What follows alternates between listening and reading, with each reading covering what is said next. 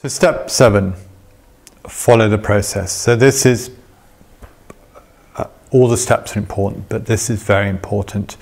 One of the things I realized that why it worked so well for me is that I did all this kind of mental stuff in my head about running the film and seeing myself being a better man, and all the internal dialogue stuff and all that kind of communication, self-coaching communication stuff with myself. But also what was so important that I did was I followed the process.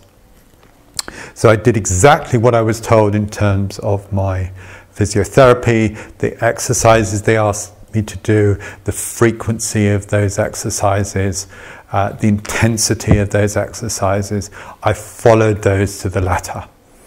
And that's why I believe that in terms of the whole package of how I approached my recovery, my consultant said that I was one of the best recoveries that they'd ever seen. So what I would really encourage you to do with what you're going through is follow the process.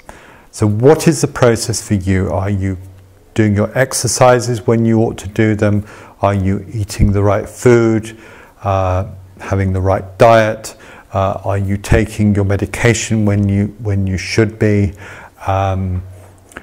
All those components of your treatment, are you following them? Are you being compliant? It's so important. And above all, what's also important, which comes back to my previous point, is if it's not working, then you must feed this back. So you, above all, know yourself, and you know what works for you, and you know what doesn't work for you. So you need to feed it back. So when the process isn't right, I was very, very lucky. I was in a fantastic stroke unit with an amazing medical team who were very supportive. But maybe that's not the case for you. So follow the process to the point at which it works for you.